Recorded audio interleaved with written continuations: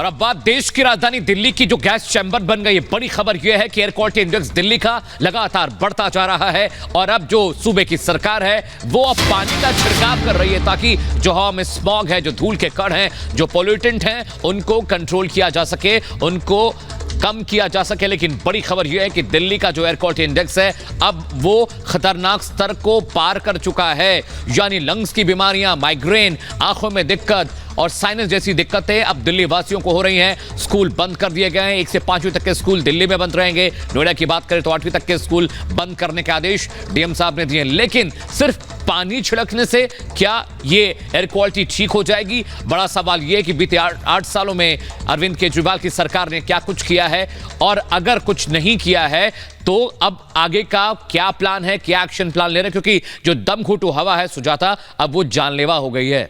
बिल्कुल, पानी का छिड़काव किया जा रहा है, लेकिन ये कितना कारगर होगा, इसका क्या प्रभाव होगा, ये देखने वाला होगा। क्योंकि अगर शुरुआत में जिस दिन इस तरह की क्वालिटी गिरना शुरू हुई थी या 300 या 200 के पार गया था एक AQI, उसी वक्त ऐसे अगर कुछ करना शुरू कर देते तो शायद थोड़ी राहत मिल जाती दिल्ली वालों को और ये जहरीली जो हवा है उन्हें सांस के जरिए लेने की नौबत नहीं आती। लेकिन अब हालात बिल्कुल बेकाबू हो चुके हैं और ये तस्वीरें देखिए, अलग अलग हिस्सों की तस्वीरें हम आपको दिखा रहे हैं, चाहे वो खान मार्केट हो, आरके पुरम हो, अक्षरधाम हो, आनंद विहार हो, और हमारे तमाम सहयोगी भी अलग अलग हिस्सों में दिल्ली NCR के मौजूद हैं जो आपको जो वर्तमान हालात हैं उसके बारे में जानकारी दे रहे हैं। दिल्ली से इस वक्त हमारे साथ लोमस हैं, संगरूर से दीपेश हैं और आनंद विहार से विशाल हमारे साथ हैं। सबसे पहले हम लोमस के पास ही चलते हैं। लोमस, आज ये बताइए कि क्या स्थिति है, क्या हालात कल से भी बदतर हो गए हैं?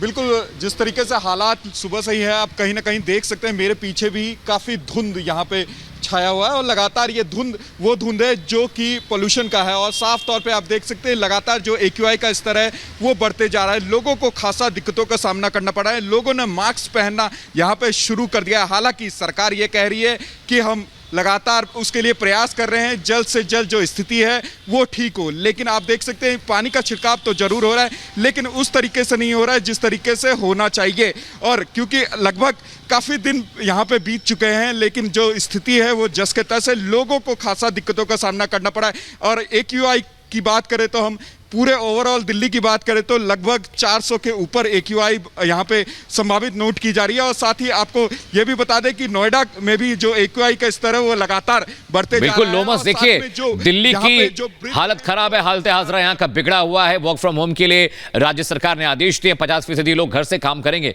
लेकिन ये सॉल्यूशन नहीं है। जरा संगरूर चलते हैं, पंजाब, जिसकी वजह से दिल्ली की हालत ये हुई है, गाजियाबाद और नोएडा NCR की हालत ये हुई है। दीपेश, अभी आप तस्वीरें दिखा रहे थे, आपके पीछे मैं देख रहा हूं सिर्फ काली चादर दिखाई दे रही है और ये तब है जब प्रयास पुलिस कर रही है, राज्य सरकार ये दावा करती है कि सब अच्छा है, सब चंगा सी, लेकिन पंजाब में पराली जलने का सिलसिला बदस्तूर मुसलसल जारी है। बिल्कुल अमित, और देखिए अमित और सुजाता, अभी जिस बात का आप लोग जिक्र कर रहे थे कि ये परेशानी अभी दिल्ली की हो चुकी है, जब सिर्फ अगर हम संगरूर की बात करें तो यहाँ सिर्फ 20% खेत हैं जहाँ पर पराली जली है। अभी ऐसे असंख्य खेत बाकी हैं जहाँ अभी हम तस्वीरों में देख रहे थे, लगातार जब हम इस क्षेत्र में घूम रहे थे तो हमने देखा कि ऐसे कई खेत हैं जहाँ पर जो फसल कटने के बाद उस पराली को सुखाने के लिए मैदान में बिछा दिया गया है, पूरे खेत में बिछा दिया गया है। और जब उसमें अब आग लगाई जाएगी तब सोचिए दिल्ली की स्थिति और क्या होने वाली है। अभी जिस वक्त अभी हम संगरूर के जिस खेत में तस्वीरें दिखाइए, तस्वीरें दिखाइए दीपेश, चल रही है वो इस बात की तरफ इशारा कर रही है कि ये जो पूरा ग्राउंड है ना, ये जो पूरा खेत है, इसमें ये जो जली हुई पराली है ये सीधे यहां से उड़ती हुई दिखाई दे रही है। जरा संतोष निकट आइए, पास आइए, देखिए ये जलने के बाद देखिए कितनी हल्की हो जाती है और हवा चलने की वजह से ये पूरी उड़ रही है, ये देखिए। और ये जो जहर है ये आपकी और हमारी सांसों में दिल्ली में घुल रहा है। हमें देखिए तस्वीरों में देखिए कितनी हल्की है। ये जो पूरा खेत में जो धान की फसल कटने के बाद जब ये जलती है तो फिर ये स्थिति देखिए, ये यहाँ उड़ रही है तो हमें सांस लेने में काफी दिक्कत हो रही है। जब ये उड़कर और फिर दिल्ली की दिशा में आगे बढ़ती है तो सोचिए कि वहां पर आपका और हमारा जीना मुहाल हो जाता है, तकलीफ बहुत ज्यादा होती है, दम यहां पर भरने लगता है, सांस लेने में दिक्कत होने लगती है। ऐसे आपको असंख्य खेत नजर आएंगे जो इस तरह से पूरे काली चादर में तब्दील हो चुके हैं, जो इस तरह से पटे पड़े हैं। लेकिन अभी भी ऐसे कई खेत हैं जहां पर फसल या तो कट चुकी है, और अगर कट चुकी है तो फिर उसके बाद यहां जो पराली है उसे सूखने के लिए बिछा दिया गया है। दरअसल अभी लगभग जैसे जैसे सूरज बढ़ेगा, जैसे जैसे सूरज चढ़ेगा, उसके बाद ये पराली एक बार फिर सूखेगी और फिर इसको जलाने का काम शुरू होगा। बिल्कुल। और दीपेश, और जो कृषि मंत्री हैं वो कहते हैं कि पंजाब की हवा तो बिल्कुल साफ है, लेकिन समस्या ये भी है कि कहा जाता है कि दिल्ली का जो वातावरण है वो अपना नहीं है, जो भी दूसरे राज्यों में होता है उसका प्रभाव दिल्ली पर पड़ता है, और इसीलिए बाकी राज्यों पर पहले जिम्मेदारी डाली जाती थी जो अब पल्ला झाड़ते हैं। अब जरा हम दिल्ली का रुख करते हैं, एक बार फिर विशाल हमारे साथ जुड़े हुए हैं। विशाल, इस वक्त आप जहां पर मौजूद हैं वो बाकी इलाकों के मुकाबले ज्यादा ग्रीन माना जाता है, यहाँ क्या परिस्थिति है? क्या ग्रीन इलाकों में भी प्रदूषण का स्तर वही है? जी बिल्कुल, देखिए जो ग्रीन इलाके हैं वो साफ तौर पर बिल्कुल धुंध की चादर से और स्मॉग की चादर से ढक चुके हैं। साफ तौर पर जो ग्रीनरी है वो भी प्रदूषण के मार से कहीं ना कहीं बेहाल हो चुकी है, जिससे दिल्ली के जो लोग हैं उनको साफ तौर पर ये समस्या का सामना करना पड़ रहा है। पंजाब में पराली जलाई जा रही है और दिल्ली में उसका साफ तौर पर असर देखने को मिल रहा है।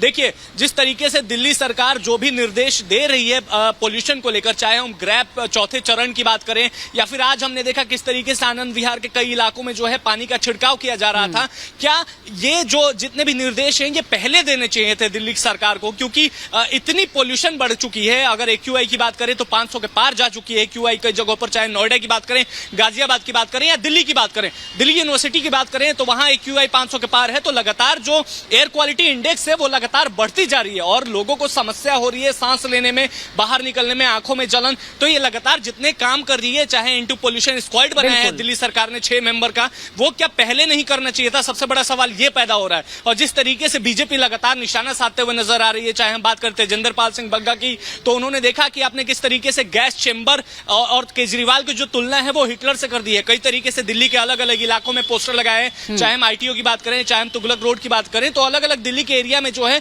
वो तेजेंद्रपाल बग्गा की तरफ से पोस्टर भी लगाए गए हैं। और उस पोस्टर पर साफ तौर पर यह लिखा है कि